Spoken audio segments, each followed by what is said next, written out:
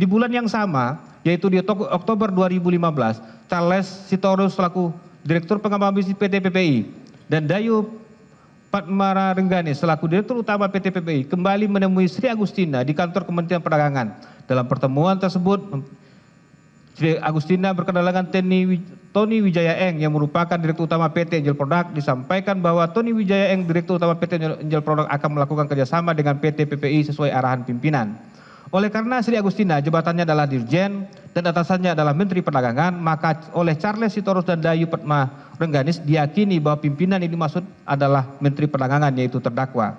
Selanjutnya 2 minggu kemudian, sekitar bulan November 2015, Charles Sitorus dan Dayu Padma Rengganis kembali menemui Sri Agustina di kantor kementerian yang saat itu juga dihadiri oleh Tony Wijaya Eng.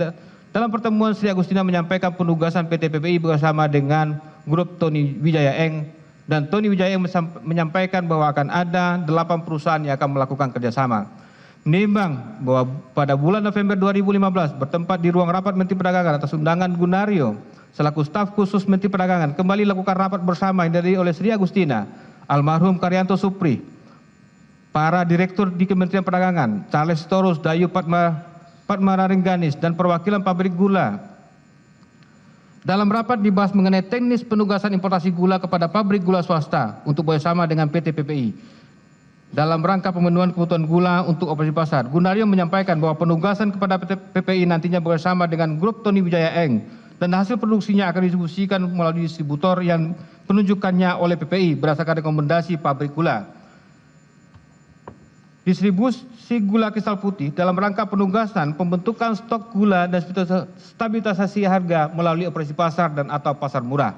Menimbang bahwa berdasarkan fakta hukum di persidangan, dalam perjalanan pulang setelah rapat dengan Gunario, Dayu Padma Rengganis bertanya kepada Charles Sitorus terkait pembahasan persiapan penugasan gula dari Kementerian Perdagangan yang dinilai tidak biasa, di mana alat komunikasi disimpan atau diletakkan di luar ruangan rapat. Charles terus menyampaikan bahwa semua sudah direncanakan dan diatur oleh Gunario sesuai arahan pimpinan, sebagaimana yang disampaikan Gunario di dalam rapat dengan kalimat arahan pimpinan.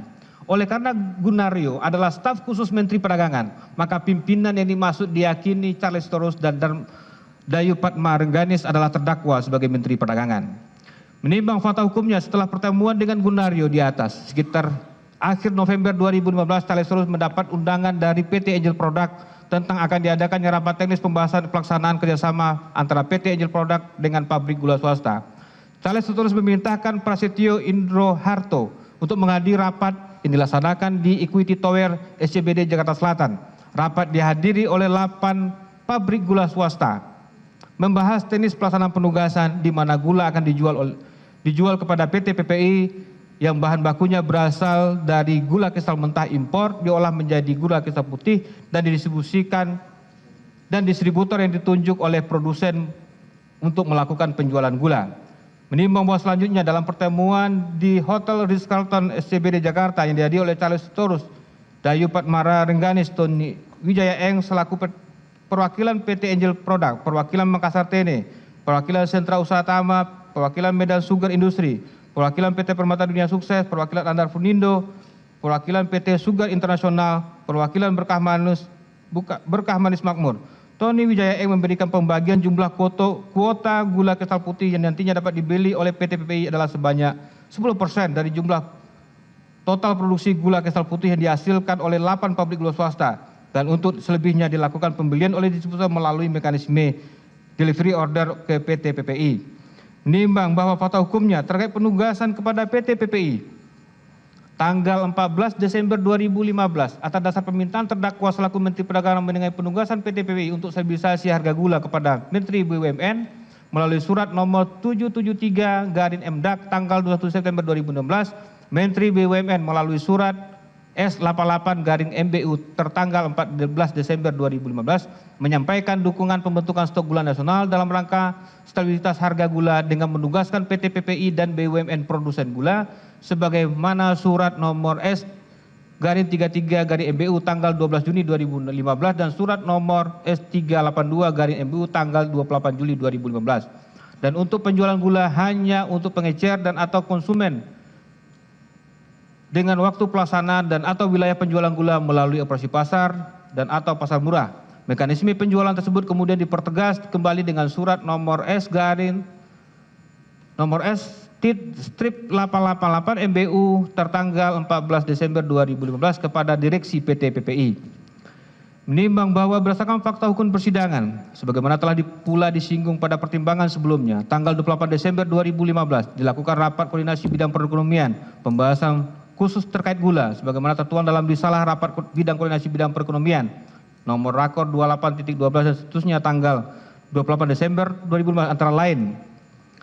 1. Menteri Koordinator Bidang Ekonomi memberikan arahan Perum Bulog segera berkoordinasi dengan PT PPI terkait impor gula sambil menunggu penyelesaian peraturan pemerintah tentang Perum Bulog. 2. Awal tahun 2016 diagendakan untuk membahas kembali mengenai gula.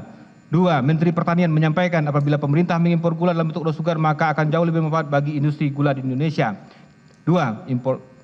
Impor GKP dapat dilakukan oleh Perum Bulog sebanyak 50.000 ton terlebih dahulu, tidak langsung 200.000 ton. Hasil impor sebanyak 50.000 ton tersebut dievaluasi apakah dapat diserap atau tidak. 3. Deputi Bidang Koordinasi Pangan Pertanian Kementerian Koordinator Bidang Perekonomian menyampaikan prognosa ketersediaan dan kebutuhan gula pasir tahun 2016 stok akhir sebesar 840.611 ton yang dapat digunakan bulan Januari sampai April 2016.